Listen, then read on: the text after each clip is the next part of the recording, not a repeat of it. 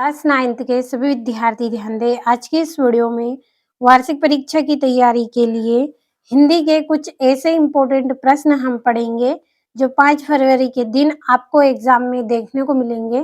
पूरे महत्वपूर्ण प्रश्न मैं आपको बताऊंगी और 4 सेटों के माध्यम से हम कंप्लीट करेंगे। तो आप देख सकते हैं ये आपका सेट ए है और यहाँ पे ये आपका सेट बी और ये इसके बाद सेट सी है और ये सेट डी है। चारों सेटों को पढ़ गइएगा आप एक बार।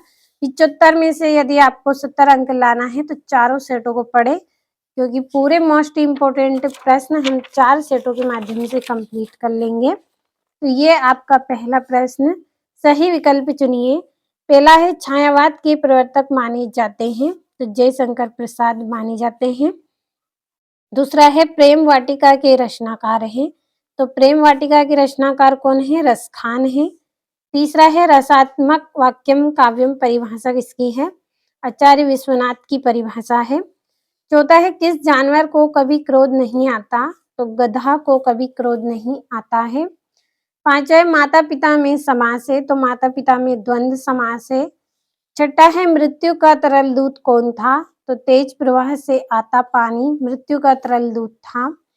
अगला प्रश्न, रिक्त स्थान की पूर्ति कीजिए। पहला है सोने का घड़ा शराब से भरा हो तो डेडेस निंदा करेंगे, तो कौन करेंगे? सज्जन निंदा करेंगे। दूसरा है महाकाव्य में जीवन का डेडेस चित्रण होता है, तो विस्तृत चित्रण होता है। तीसरा है सूर्य का तद्भव शब्द डेडेस होगा, तो सूरज रहेगा सूर्य का तद्भव। और हमारा कुक्कुर नहीं जाएगा तो डेडेस नहीं जाएगा, तो हम भी नहीं जाएगा। और प्रातः काल दोनों मित्र डेडेस में बंद कर दिए गए, तो कान्जी हौज में बंद कर दिए गए। और दो बैलों की कथा गद्य की डेडेस विधा की रचना है, तो कहानी गद्य विधा की रचना है। अगला प्रश्न आपकी जोड़ियां है, तो जोड़ियों पे नंबर डाल दिए हैं। स्क्रीनशॉट के माध्यम से आप इन जोड़ियों को अच्छे से कंप्लीट कर लें, क्योंकि समय भी आपका बचाना है। चलिए देखते हैं अगले प्रश्न को। अगला प्रश्न सत्य सत्य लिखिए। पहला है नई कविता में खड़ी बोली में रचनाएं अधिक की गई है, तो सत्य है। दूसरा है रस युक्त वाक्य ही काव्य है, कथन आचार्य विश्वनाथ का है, तो सत्य है। तीसरा है झूरी गया का साला था, तो सत्य बात है। चौथा है हिमालय दीर्घ संधि का उदाहरण है, तो सत्य है। और रिलीफ डॉक्टर ने नाव में कुत्ते को बैठा लिया था, तो असत्य है। और हजारी प्रसाद द्विवेदी युग के निबंधकार हैं, तो असत्य है। और पांचवा है एक वाक्य में उत्तर लिखिए। पहला है ना खाकर प्राणी क्या बनेगा? अहंकारी बनेगा। दूसरा है नायक के वृहद जीवन का चित्रण किस काव्य में होता है? तो महाकाव्य में होता है। तीसरा है सांड को देखते ही कौन भयभीत हो गए? तो हीरा और मोती भयभीत हो गए। चौथा है पंचामृत में कौन सा समास है? तो इसमें दिग्गु समास है। पांचवा है जनरल मिथिया का चित्र किसने मंगवाया था? तो लेखिका की बहन रेणु ने मंगवाया था। और हजारी प्रसाद द्विवेदी किस युग के लेखक हैं? तो छायावाद के ये लेखक हैं।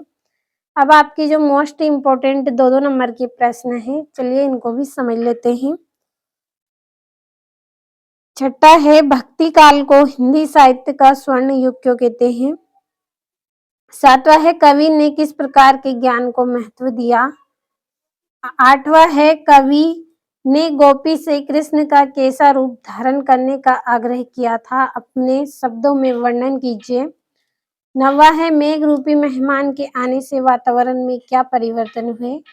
10वां है पाठी मुक्तक और गेय मुक्तक में कोई 2 अंतर लिखिए। और 11वां है आपका अलंकार की परिभाषा लिखिए तथा उसके भेद भी बताइए। तब अगला प्रश्न देखते हैं। आपका 12वां है गद्य के स्वरूप को स्पष्ट करते हुए महत्व को बताइए। 13वां है प्रेमचंद्र की भाषा शैली की विशेषता लिखिए। 14वां है छोटी बच्ची को बेलों के प्रति प्रेम क्यों उमड़ आया। 5वां है सांवले सपनों की याद शीर्षक की सार्थकता पर टिप्पणी की लिखिए। 16वां है संधि किसे कहते हैं, उसके भेद उदाहरण सहित बताइए। 17वां है बाढ़ की सही जानकारी लेने और बाढ़ का रूप देखने के लिए लेखक क्यों उत्सुक था। और 18वां है निम्नलिखित काव्यांश इसका संदर्भ प्रसंग सहित भावार्थ लिखिए, तो 3 नंबर का है। ये 19वां है आपका।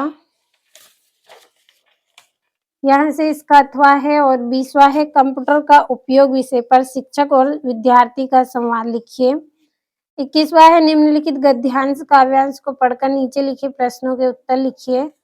तो 4 नंबर का है ये आपका गद्यांश। भरोसा रखिए, पूरे मोस्ट इम्पोर्टेंट क्वेश्चन बताए हैं, कंप्लीट अच्छे से करें। और ये आपका यहाँ से अथवा और 22वां है अपने विद्यालय के प्रधानाचार्य महोदय को प्रार्थना पत्र लिखकर शुल्क मुक्ति के लिए निवेदन कीजिए। और 23वां है निम्नलिखित में से किसी एक विषय पर निबंध लिखिए।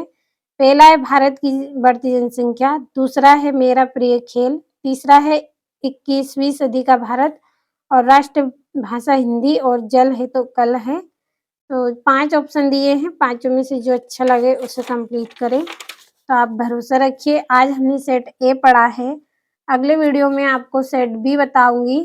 तो चारों सेटों को पढ़िए। 5 फरवरी के दिन आपको एग्जाम में इसी में से प्रश्न देखने को मिलेंगे, तो कंप्लीट अच्छे से कर लें।